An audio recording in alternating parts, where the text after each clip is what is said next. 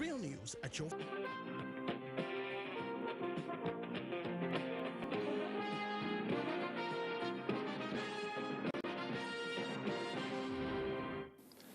It is on record that COVID-19 has claimed more than 500,000 lives across the world. Going by the latest figures from the Nigeria Center for Disease Control, NCDC, 654 infected persons have died from the virus. As new cases continue to rise on a daily basis, it is clear that children are seldom infected by the deadly virus. When they contract the virus, however, the symptoms are milder due to their highly defensive immune system. Now, be that as it may, the Nigerian government emphasizes safety for the younger generation as the health sector confronts the raging pandemic. What measures should be implemented to protect the well-being of Nigerian children from this plague? What crucial roles must parents and school authorities play to ensure that children are not exposed by any chance to coronavirus? These are issues awaiting for attention on Panorama, coming to you from the Lagos Network Center. I am Dotsun Ogmiemi. Thank you for your time.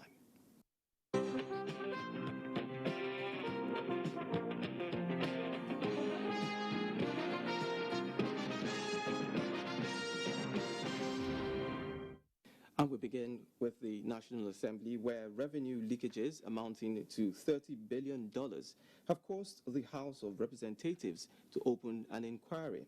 This is to enable it to know the actual amount involved and those responsible in what it describes as an act of economic sabotage. National Assembly correspondent Lami Ali reports. Findings by the National Assembly show that some financial institutions allegedly connive with commercial banks and other private entities to engage in malpractices in foreign exchange. Tax evasion amounting to $30 billion was said to have occurred in activities such as over-the-counter purchase for importation, foreign loan interest payments, forex allocation to companies, and oil revenue, among others. Speaker, House of Representatives Femi Gbajabiamila says this investigative hearing, jointly carried out by committees of finance, banking, and currency, is expected to identify the sources of the leakages and the systematic failure that created them. We do not have the resources we need to deliver on our development ambitions and the infrastructure projects we have committed to. Under the circumstances, it is unconscionable that we are still losing vast sums of money to avoidable leakages in the system. This investigative hearing is therefore aimed at exposing these leakages and recommend appropriate legal reforms that will forestall future occurrence. The Joint Committee urged those invited to forward their submissions, stressing that the exercise is not a witch hunt, but to simply ensure that all actors play by the rules and pay into the Treasury what is due to the government. Those who appear include the Ministry of Finance, Central Bank of Nigeria, commercial banks, and some private entities. From the National Assembly, Lami Ali, NTA News. The All Progressives Congress National Campaign Council for the 2020 Edo State Governorship election has been inaugurated.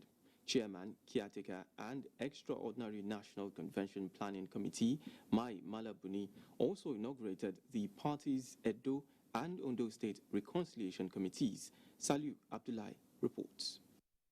The guideline released by the Independent National Electoral Commission, in line with Section 99, Subsection 1 of the Electoral Act 2010 as amended, campaign in public by political parties in Edo State shall commence on the 21st June 2020. In view of this, and in line with COVID-19 protocol, only the chairmen and secretaries of the committees have been inaugurated on behalf of members. In their terms of reference, the reconciliation committees are to reach out to relevant stakeholders in Edo and Ondo and practically demonstrate the party's plans initiated to rebuild confidence and recover its glory among supporters and Nigerians.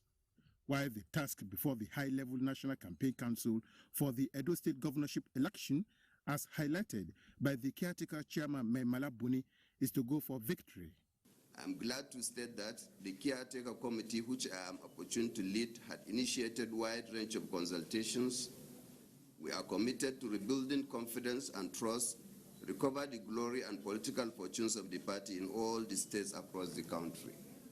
Chairman of Edo Governorship Campaign Council of APC, Governor of Kano State, Abdullahi Umar Gandoji, said the committee has the capacity to deliver and retain Edo State in the progressives family. APC is the answer in Edo State. What we're just going to get there to do is to make sure that we bring everybody together and we focus on competence of people that will be representing the party in the coming elections. And it's normal to have misunderstanding, but at the end of the day, I can assure you we'll be able to reconcile the problem of the party. Other members of the committees present at the event are governors of Kogi, Lagos, and Gombe State, including a former Senate President, Ken Nnamani. In Abuja, Salihu Abdullahi, NTA News.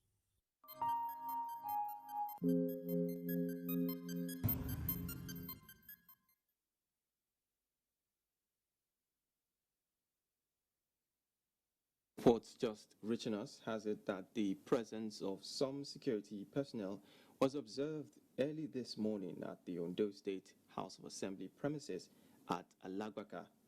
NTA News gathered that the lawmakers were inside, not allowing journalists to gain access into the complex. All efforts to reach out to the chairman of the House Committee on Information, Honorable Benga Omoli, to give us insight into what is happening were futile. The Presidential Task Force on COVID-19 has called on the Independent National Electoral Commission, INEC, political parties and candidates to strictly adhere to the guidelines on COVID-19 during their campaigns. Some states will be holding state and local government elections this year. Therefore, we've developed these guidelines to support everyone involved, political parties, INEC, but most critically, Nigerians that will be going to vote. We strongly encourage the use of TV, radio, mobile vans, social media, and other forms of communication as we solicit for votes, as our politicians solicit for votes. We advise careful adherence to mass gathering guidelines. And finally, in this particular case, we really want to urge our politicians, our leaders, to take responsibility and lead by example.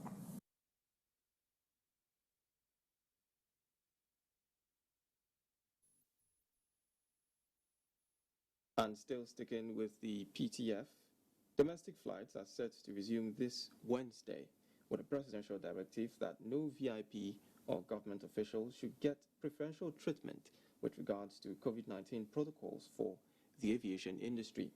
WAEC examinations will also hold from 4th of August to 5th of September this year. Itari Ikben reports on the PTF briefing this Monday.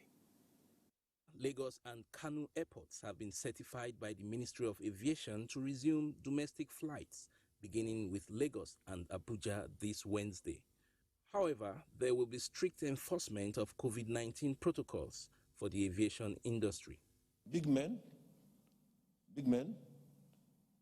especially military men, ministers, members of the National Assembly and the judiciary are culprits. They have all this, their PAs and SAs are relatives of people that are not traveling. And they insist they must take them inside and onto the aircraft by protocol. This will not be allowed, will not be permitted, they will be stopped. Meanwhile, WAEC examinations scheduled for 4th of August will hold in more than 19,000 centers to be decontaminated nationwide. The states who are willing should make their schools available for their children to revise. We have the list of all the schools that need to be decontaminated and disinfected before resumption. I also represented Mr. President by commissioning the 10,000 housing units in Borno State. This is all geared towards resettlement and rehabilitation of the IDPs. Prospective evacuees should keep in touch with the embassies, missions, consulates in the countries in which they find themselves. The PTF warned that relaxation of COVID-19 restrictions is not a license to throw caution to the wind. I therefore encourage all Nigerians to get tested to enable us fight this pandemic. I need to hear appeal to citizens, especially those COVID-positive patients who feel those symptoms at all, not to take invitation to treatment centers as persecution. To encourage access to testing for COVID-19 among Nigerians, the PTF says more hospitals will be designated nationwide as sample collection centers. In Abuja, Mitaire Ikben, NTA News. And meanwhile, Nigeria has recorded 575 new cases of COVID-19 in 20 states of the Federation, including the FCT.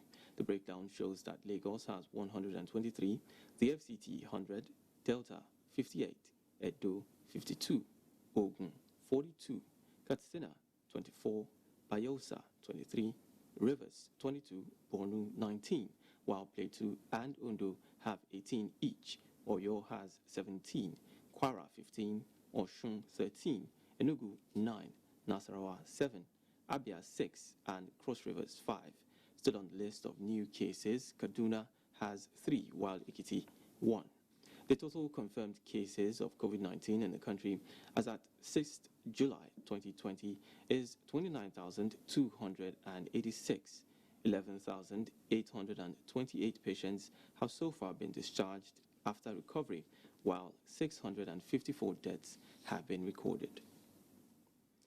This is Panorama coming to you from the Lagos studio. We pause here for a break. More reports when we return.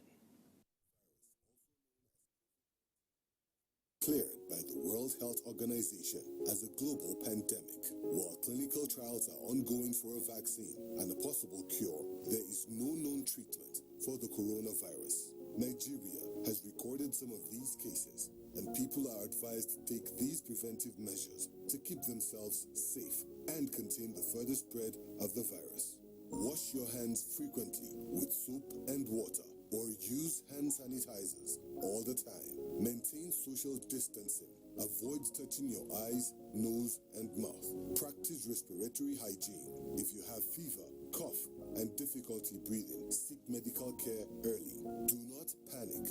Stop the spread of unconfirmed news. Follow the official government news outlets and report all cases immediately. This message is brought to you by the Nigerian Television Authority, NTA, Africa's largest television network.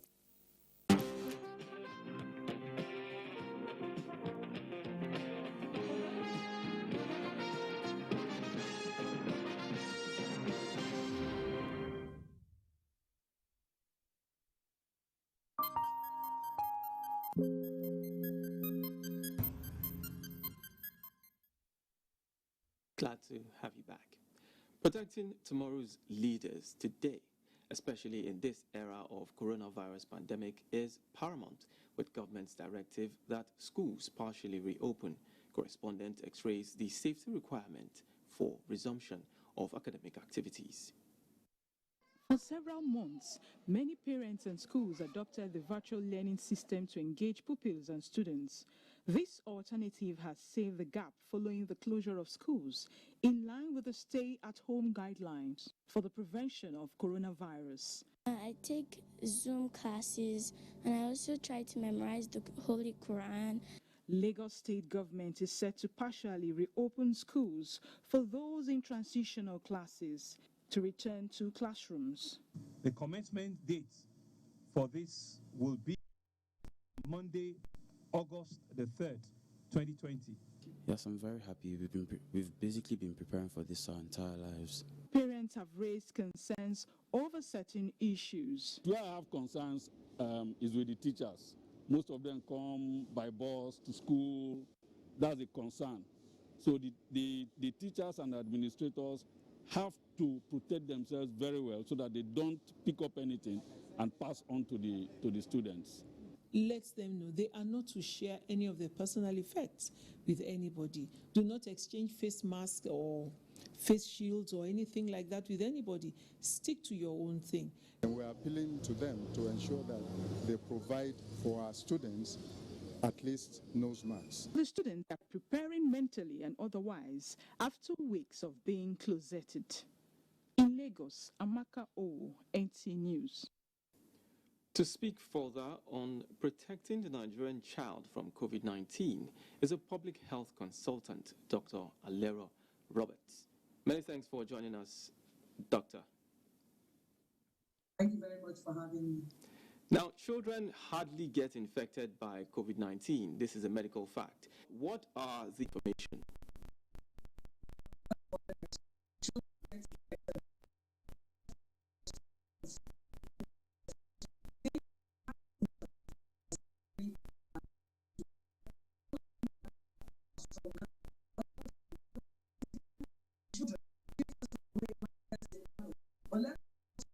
In any doubt, they are just as much at risk as anybody else of contracting the COVID virus, which is why, as we are preparing to return to school, we must be careful to don't put them.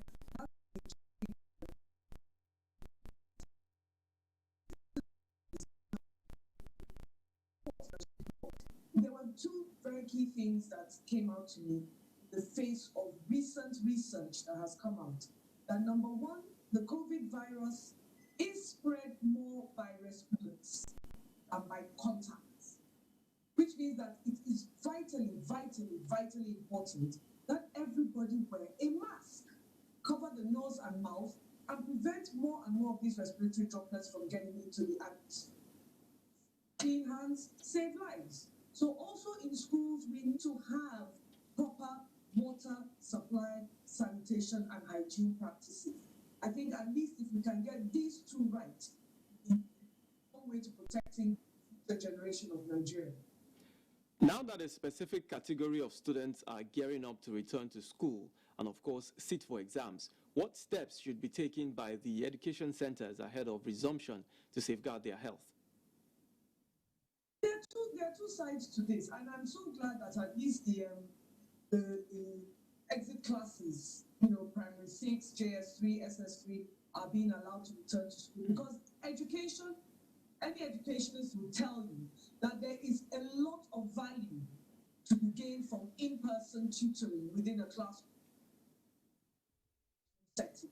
First and foremost, the non-curricular things such as social interaction and peer education, these are all vitally important to the well-rounded upbringing of a child and an adolescent. So I'm really glad that that's being allowed. Needless to say, we have to maintain the public health guidelines of making sure there's physical distance between the children, between each other and their teachers and school administrators, and the wearing of masks, and the provision of facilities for everybody to be able to wash their hands frequently, properly, with soap and running water. And this means that schools need to have water supplies put in. This is not something that the children of the PTAs, the Parent Teachers Associations, can bring to pass. This is something that government has a duty of care to ensure that every school that is opening up meets the minimum standard of having running water and clean toilets and hand washing facilities available for the students, teachers, and the school administrators. Now, the home front must have a part to play in all of this. What should families be mindful of? That's a very difficult one because, first of all, this lockdown has worsened what we call the data divide, where children of parents who are not so financially capable were unable to access the online learning systems that were put in place. I mean, even though Lagos State did a great thing in making educational programs available by radio and TV and putting out the schedules, that That was all very well if the children were in homes where there was electricity, a radio, or a television. Where there were none, this was the problem. So as the schools return, we are going to see a worsening of that divide between the children who were able to access learning online and those who were not. So families need to team up with the school administrators and the teachers to make sure that as fast as possible, this gap is narrowed. Otherwise, it escalates as the children go on in their educational careers, where children who could have and should have achieved their full potential in STEM, arts, and humanities are now left behind because of poverty, because of the poverty data divide.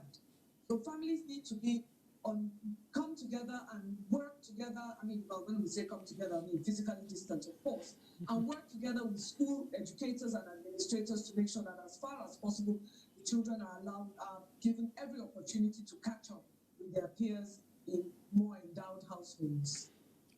All right. Doctor, as a public health physician and consultant, do you predict that the safety requirements can be met by all concerned parties? No, definitely not. Sadly, that's the truth. Already we have 40%, 40.1% of Nigerians who live in the poverty class. That's almost half the population. So children of those households are going to be marginalized. We contribute to 20% of the global proportion of children out of school. Nigeria contributes 20% of that. So we have a huge, COVID just showed this up and made it look more stark in its reality. It's always been there. This is something that All right, Dr. Alero Roberts, thank you so much for your time and insight on Panorama. I would surely and sincerely appreciate you. That's the much we can take for that interview.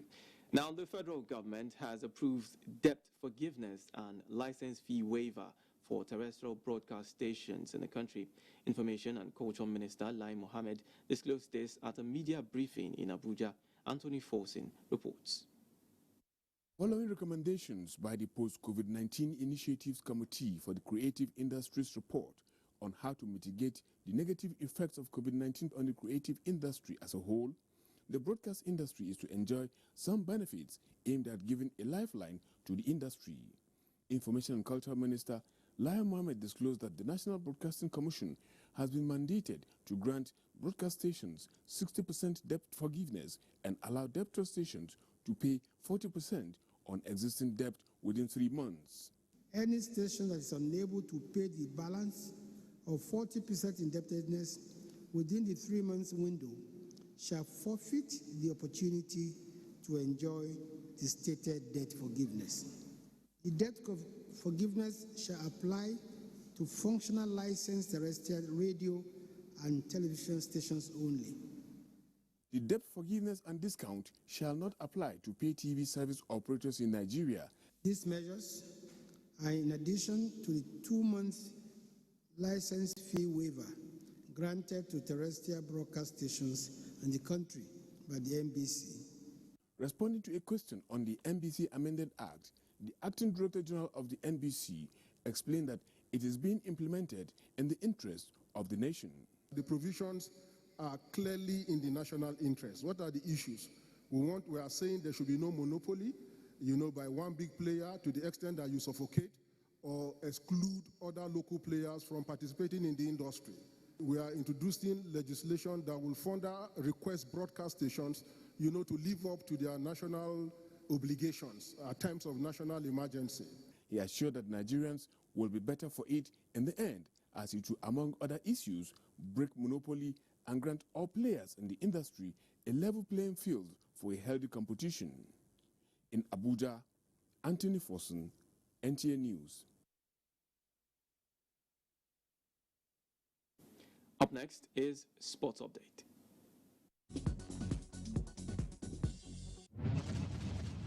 Coaching philosophy defines how a team functions and plays, and it has become necessary in modern football for Nigerian coaches to develop a well-defined system for their teams. This was the focus of the second coaching philosophy and methodology of Nigerian football, put together by Olatoye Olawale in a Zoom conference. The coaches were educated on how to scientifically prepare a team from the player's perspective and develop a game model. My philosophy has always been educating my players about the game to see the picture of the future. The values we can add to football development in Nigeria. To also look at football techniques. In a related development, Nigerian football enthusiasts have expressed their views on eventual commencement of the Nigerian leagues without fans, as it's been witnessed in other parts of the world. NFF, give us a final conclusion. LMC, give us a final solution. Do we have the NPFL on TV? No, we don't have the NPFL on TV. So would this not lead to some decisions, on the field? Appeal has gone to the Federal Ministry of Youth and Sports Development to reduce the scope of events to feature in the adult 2020 games and to maintain COVID-19 protocols, emphasizing that sports cannot be ignored because it is an integral required consideration for being alive. Individual sports can start immediately. Disinfect the environment, observe prescribed public hygiene standards, test the status of all the people involved. It will be remembered that the Ministry of Sports recently submitted a copy of COVID-19 Sports Code and Resumption Protocol to the National Assembly and the Presidential Task Force on COVID-19. With Sports Update, Gift George, NTA News.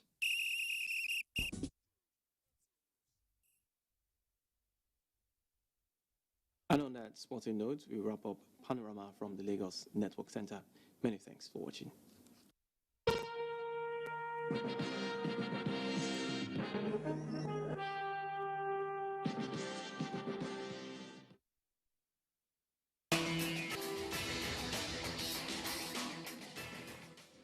Imagine a station